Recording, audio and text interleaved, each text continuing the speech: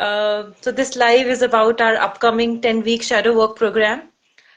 So if you have any questions that you would like to ask Marielle about the program, please write to us in the chat box. We will try to answer all your questions. So, yes, we have with us Marielle. It's such a pleasure having you here, Marielle. So, to introduce Marielle and to everyone, she is a shadow work coach and she's practicing shadow work for many, many years. And she has also received training in voice dialogue facilitation.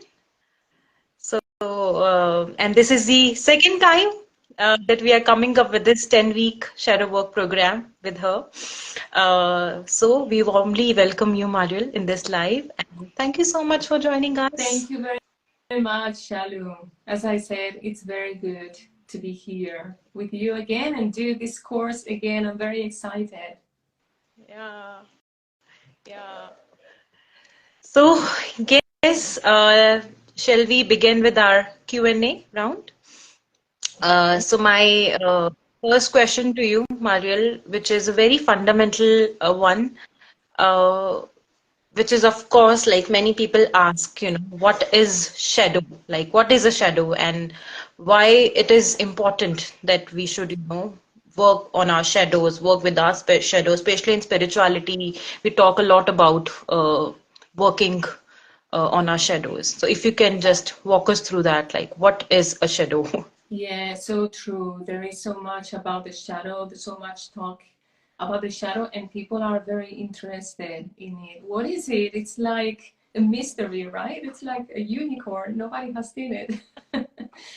Well, the shadow is part, on the one hand, our shadow is the parts of ourselves that we dislike, that we even hate, that are icky, that by no means we would like to be that kind of person, right? So, for instance, um, for many people, being selfish is part of their shadow because during their lives they have learned that being selfish and putting themselves first is not okay. That is unacceptable, right? So that is very deep ingrained in the mind of the person, and with the time, that is pushing that aspect of themselves into the unconscious, and then they lose touch with it, right?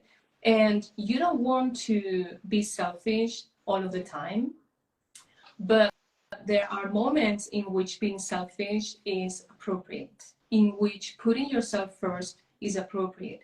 So if that part of yourself is in your shadow and you've lost contact with it, when that moment comes, you're going to struggle a lot.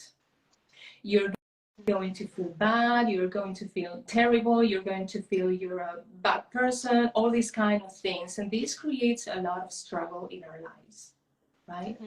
Another thing that creates shadow are traumatic experiences, right? So for instance, someone who has experienced a lot of rejection, right?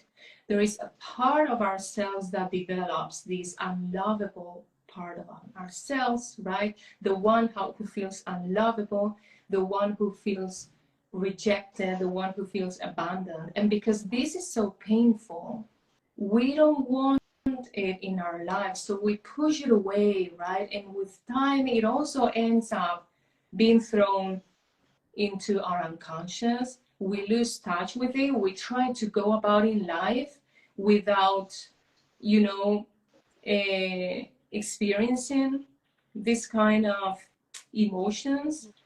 Yeah. And this also creates a lot of struggle in ourselves, right? Because one of the things that happens is that we become hyper vigilant and we scan reality looking for the minimum, the smallest sign of being rejected, of being abandoned, and it ends up being a self-fulfilled prophecy. So this also creates a lot of struggle for us. And another reason why we can create shadow is because we haven't had the opportunity to develop parts of ourselves. So these are our undeveloped parts of ourselves. So if someone has been born in a very academic family, and for whom, you know, artistic expression is seen as something useless, and you know there is never an opportunity to express this part of yourself, then as you grow up you don't have any moments to any opportunities to be able to develop this. So this is also in our shadow, and many times when people are, you know, in more in their 40s, or it usually starts in the 30s or in the 40s, these parts of ourselves start craving coming out, right? And there are many cases of people who never did any artistic expression and then became very good, I don't know, at painting or at singing or at dancing or whatever. So our shadow, because all aspects of ourselves, they crave to live within us. Life is going to push us, the mind is always going to push us to accept all this, right? And many times this comes through in our lives as a lot of struggle, a lot of difficulties, right? A lot of ickiness, even depression, right? If there is a part of yourself that is undeveloped and really seeks to find expression, it's like you feel this sadness that, yeah, there is something there that wants to come out, right?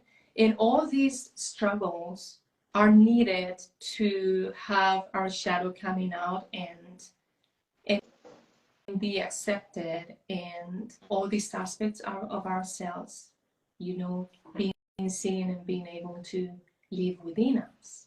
And so the shadow work is the process of retrieving, of rescuing all these aspects of ourselves and bring them into our consciousness and accept them and allow them to live within us in a conscious way. Yeah, Let's very take. beautiful. Yeah, that was very profound. Wow. Yeah. So that means the shadows, they are basically, the part of us that we have rejected or maybe suppressed, repressed, and which basically holds the key to our more fulfilling existence. So, but I also feel that, we all are, born whole. And while growing up, some parts of us are acceptable in the families and some are not, even by the society. For survival, we often do everything that we can to deny and to disown those disapproved aspects within ourselves. So I can totally relate and resonate with what you're saying. And I think in various spiritual traditions, they have different practices for this. Uh, I think soul retrieval is also where you retrieve that part of you that you have lost, and it's altogether a practice, and then people start to feel more of themselves again. So thank you for explaining it so beautifully, Marielle. Thank you. Thank you. Okay. So now, my next question to you is, so how, like, working on our shadows, it can help us in our own, like, mental health, emotional health struggle, though you have already answered it. But I would like you to throw more light into it and how it can help us in a spiritual journey, basically in the evolution of our souls. So, yeah. Yes, yes. And this is where it is so interesting to know that you're going to be doing shadow work in your life, whether you know it or not, or whether you know it or not, if you're conscious about it or not, because it is a natural process of the mind. Okay? It's like breathing. We all breathe, right? But when we learn to breathe better, when we learn these breathing techniques, which are so amazing, right? Then we take a lot more advantage of our breathing. But we breathe anyway because it is something normal. So shadow work is exactly the same. So if you learn to do shadow work in a conscious way to help your own process be more effective, more efficient, more successful, that is going to help you a lot in your life. It's going to equip you with something very, very valuable. It is, for me, the best self-care act that you can do on yourself. So, because to throw things on our shadow, this is done because we hold beliefs internally, right? And these are the rules that operate, and that these aspects of ourselves end up being in the shadow. So shadow work is a work of getting rid of all these limiting beliefs, right? And you're freeing yourself with it. So it's a work of deconditioning yourself, right? And as humans, we here have a human experience, right? Which we don't have to, ignore, we don't have to neglect, because we know that we are human, yes, but we are soul, right? And our soul is free. Our soul is completely free. Our soul doesn't know anything about all this conditioning that we acquire during our lifetime.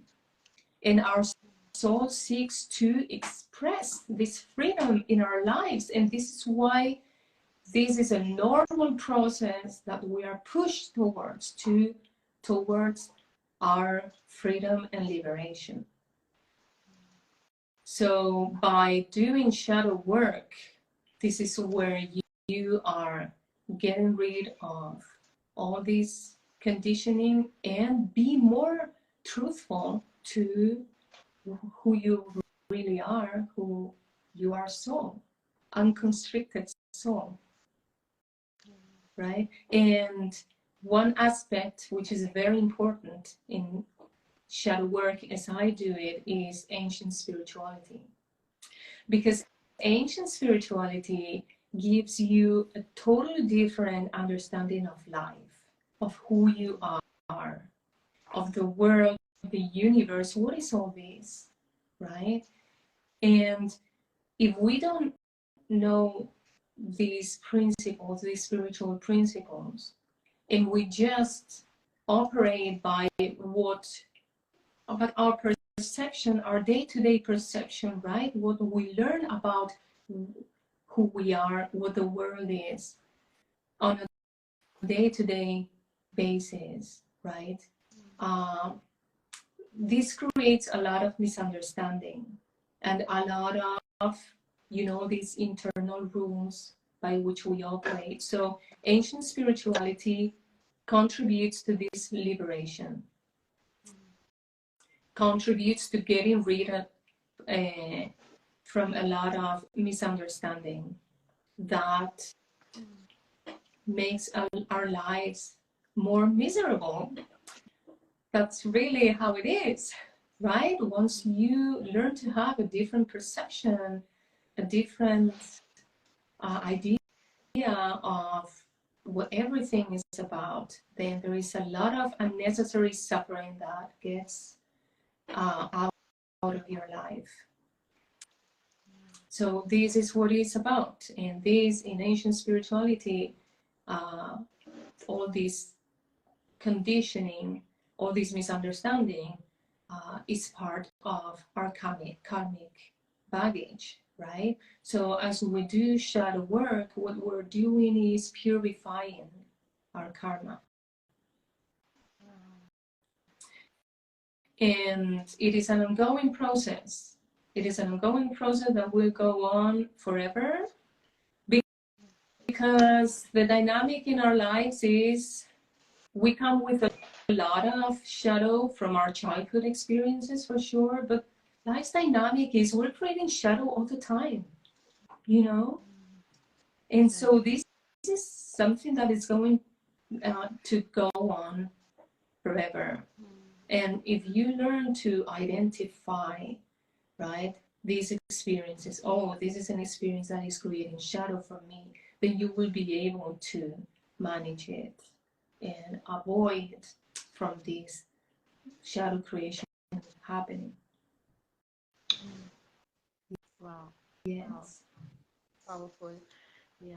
And what I really like about your way of teaching shadow work, Mariel, is you include all these aspects, of ancient spirituality, karma, and a lot of different, it's a blend of uh, different modalities and which makes it so comprehensive and such a fulfilling experience. So, yeah, so thank you for answering again very beautifully.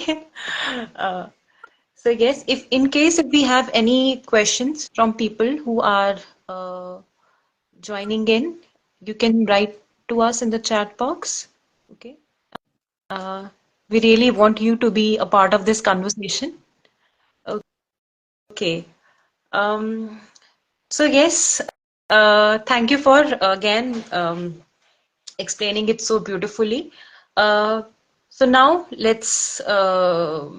can you just let us, walk us through this 10-week course on shadow work and uh, what will these 10 weeks look like for us and what is it that the people who will be signing up for this program they'll gain by the end of these 10 weeks. So if you can just give us a very short snapshot of our how our 10-week journey, it'll look like. Yes. Yes. Uh, so during these 10 weeks, then we will dive deep into the shadow. I gave an introduction here, but we will be diving deeper into the shadow and its connection with spirituality and ancient spirituality. And this is an important part because I didn't say it, but many times when we approach our shadow, it's very painful things. It's painful territory we are entering, right?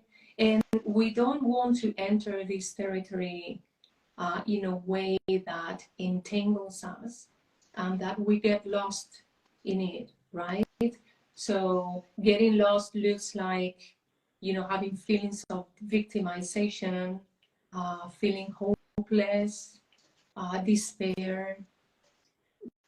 But we want to approach our shadow, you know, softly and in a way that we become aware of what's happening, but we don't get trapped by it. So spirituality plays a very important role in that. So that's one of the parts that we will dive into. Then when we deal with our shadow, there are two inner aspects of ourselves that we are dealing with very, very regularly. One of them is the inner child, and the other is the inner critic. So during these 10 weeks, we will get to know the inner child and the inner critic very well and how to manage them, how to engage with them. The inner child is the most vulnerable part of ourselves, is the part of ourselves that feels the fears, the triggers, the one that panics, the one that is scared. So we're going to learn to engage with this part of ourselves and learn to make it safe. Also, our inner child loves us engaging with it, right? And for this, voice dialogue is a technique that I will be teaching in the course that is very, very good to engage with the inner child, right? Because in this course, we're not just, sending love to our inner child as if our inner child was in a remote place. No, we are bringing it alive and we are engaging with it right here, right now. And exactly the same with the inner critic, right? The inner critic is the part of ourselves that holds all those rules that push our aspects into our shadow. And many times, this part of ourselves can be very, very harsh. It can really be very tough against us. It can be, it can push it can beat us up. So we want to learn to transform this part of ourselves into a healthy one, right? Because we need an inner critic. We don't want to get rid of it, but we want it to be helpful. Okay? If there is something that we did that is wrong, we need this inner voice that tells us, hey, Marielle, this is wrong. Do something to repair it, right? So we want it to be healthy. So this is going to be a big part of the course as well. And then it's going to be a very practical course with lots of opportunities to practice in the sessions, to bring things up, and to start. The aim is that this starts being part of the daily life of the people that will attend the course. Yes. Wow. So personally, I am very excited to be part of this beautiful journey. And I know last time I've attended the whole course, and so we'll be needing another life for that. It has benefited me immensely in my life, and the way I started to react, and the way I've started to live my life, it has completely changed, you know. So it was very beneficial for me personally, and so yeah. And additionally, I would like to, so those of you who would like to know more about the program, they can go to the link in our bio. You'll find our detailed brochure, and also you can DM us directly. Um, so those of you who will be signing up for this journey, you will have an access to the course material for 1 year. Uh, okay, and there will be weekly shadow work exercises, and there'll be, I think, group exercises and plenty of knowledge and material where you can start your own shadow work journey. Um, so I'm very excited for the course, and it is starting from January 21st. So my last question to you, Marielle, is so who can, like, at this point can join this course? Do they need to have a background in shadow work, in psychology, or like, or anybody who is curious or want to do the deep inner work can join Yes. this program? Yes. You don't need to have any background in shadow work or be familiar with it to join the course. So I would say anyone who, after listening to our conversation, feels called to do this kind of inner work can join the course. This course is for this person, for these people. So if there is something within you that says there is something here that really is worth digging into, finding out about, then this course is for you.